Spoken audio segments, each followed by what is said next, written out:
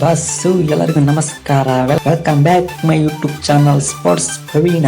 ಇವತ್ತೊಂದು big blockbuster breaking news update ಜೊತೆ ನಿಮ್ಮ ಜೊತೆ ಬರ್ತಾ ಇದ್ದೀನಿ.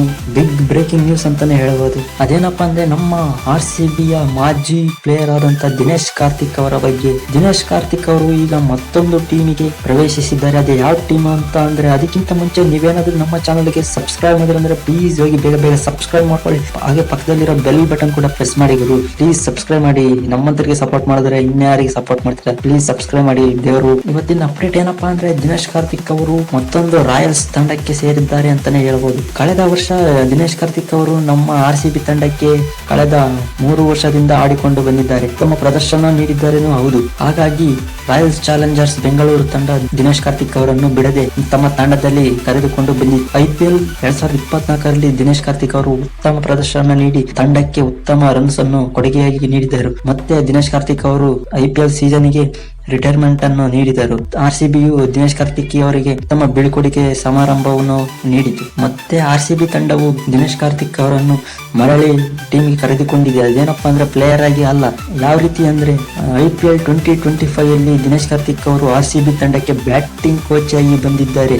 ಅದು ಕನ್ಫರ್ಮ್ ಕೂಡ ಆಗಿದೆ.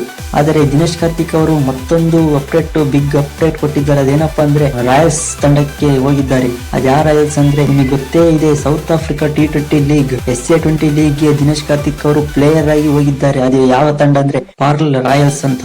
ಪಾರ್ಲ್ ರಾಯಲ್ಸ್ ತಂಡಕ್ಕೆ ದಿನೇಶ್ ಕಾರ್ತಿಕ್ ಅವರು ಬ್ರ್ಯಾಂಡ್ ಅಂಬಾಸಿಡರ್ ಕೂಡ ಆಗಿದ್ದಾರೆ. ಹಾಗೆ ಪ್ಲೇಯರ್ ಕೂಡ ಈ ವರ್ಷ 2024 SA20 ಲೀಗ್ ಅಲ್ಲಿ ದಿನೇಶ್ ಕಾರ್ತಿಕ್ ಅವರು ಗೇಮ್ ಅನ್ನು ಆಡುತ್ತಾರೆ. ಮತ್ತೆ ಇನ್ನೊಂದು ರೆಕಾರ್ಡ್ ಆಗಿದೆ. ಅದೇನಪ್ಪಾ ಅಂದ್ರೆ SA20 ಲೀಗ್ ಅಲ್ಲಿ ಪ್ರಪ್ರಥಮ ಬಾರಿಗೆ ಇಂಡಿಯನ್ ಪ್ಲೇಯರ್ ಆಗಿ ಆಡುತ್ತಿದ್ದಾರೆ. ಅದು ಯಾರಪ್ಪ ಅಂದ್ರೆ ದಿನೇಶ್ ಕಾರ್ತಿಕ್ ಅವರು. ಈಗ ಸದ್ಯದಲ್ಲಿ SA20 ಲೀಗ್ ಅಲ್ಲಿ ಮಾಜಿ ಚಾಂಪಿಯನ್ಸ್ ಆದಂತ ಸನ್ರೈಸರ್ಸ್ ಎಸ್ಟರ್ನ್ ಕೆಫೆ ಆಗಿದ್ದರು.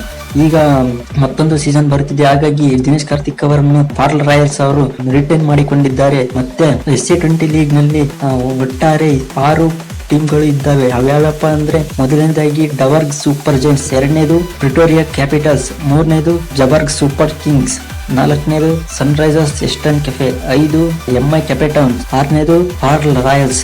ಒಟ್ಟಾರೆ ಈ ತಂಡಗಳು ಇಂಡಿಯನ್ ಪ್ರೀಮಿಯರ್ ಲೀಗ್ ಅಲ್ಲಿ ನಡೆಯುವಂತ ತಂಡಗಳು. ಇಂಡಿಯನ್ ಟೀಮ್ ನಲ್ಲಿ ನಡೆಯುವಂತ ತಂಡಗಳ ಟೀಮ್ ಓನರ್ಸ್ ಸೌತ್ ಆಫ್ರಿಕಾಗೆ ಹೋಗಿ ಅಲ್ಲಿ ಕೊಂಡುಕೊಂಡಿದ್ದಾರೆ ಅಂತಾನೆ ಹೇಳ್ಬಹುದು. ಮತ್ತೆ ಇತ್ತೀಚೆಗೆ ಬರ್ತಿರೋ ಅಪ್ಡೇಟ್ ಏನಪ್ಪಾ ಅಂದ್ರೆ, ಮುಂದಿನ ವರ್ಷ SA20 ಅಲ್ಲಿ ರಾಯಲ್ ಚಾಲೆಂಜರ್ಸ್ ಬೆಂಗಳೂರು ಅವರು ಸಹ SA20 ಅಲ್ಲಿ ಟೀಮ್ ಅನ್ನು ಕೊಂಡುಕೊಳ್ಳುತ್ತಾರೆ ಅಂತ ಅಪ್ಡೇಟ್ ಬರ್ತಾ ಇದೆ. ಅದು ಎಷ್ಟರ ವ್ಯಕ್ತಿಗೆ ಸತ್ಯ ಅಂತ ಅಪ್ಡೇಟ್ ಬಂದಾಗ ನಿಮಗೆ ತಿಳಿಸುತ್ತೇನೆ. ಒಟ್ಟಾರೆ ದಿನೇಶ್ ಕಾರ್ತಿಕ್ ಅವರು ಕಾಮೆಂಟ್ರಿ ಮಾಡಿದ್ರು, ಬ್ಯಾಟಿಂಗ್ ಕೋಚ್ ಆದ್ರು, ಪ್ಲೇಯರ್ಸ್ ಆದ್ರು, ಮತ್ತೆ ಈಗ ಬ್ರ್ಯಾಂಡ್ ಅಂಬಾಸಿಡರ್ ಕೂಡ ಆಗಿದ್ದಾರೆ ಅಂತಾನೆ ಹೇಳ್ಬೋದು. SA20 ಅಲ್ಲಿ ದಿನೇಶ್ ಕಾರ್ತಿಕ್ ಅವರು ಉತ್ತಮ ಪ್ರದರ್ಶನ ನೀಡಲಿ ಎಂದು ನಾವು ಆಶಿಸೋಣ. ಮತ್ತೆ ನಿಮ್ಗೇನಾದ್ರೂ ಈ ಅಪ್ಡೇಟ್ ಇಷ್ಟ ಆಗಿದ್ರೆ ಪ್ಲೀಸ್ ಸಬ್ಸ್ಕ್ರೈಬ್ ಮಾಡಿ ನಮ್ಮ ಚಾನಲ್ ಅನ್ನು. ಹಾಗೆ ಪಕ್ಕದಲ್ಲಿರೋ ಬೆಲ್ ಬಟನ್ ಕೂಡ ಪ್ರೆಸ್ ಮಾಡಿ ನಮ್ಮನ್ನು ಪ್ರೋತ್ಸಾಹಿಸಿ ಪ್ಲೀಸ್. Thank you friends.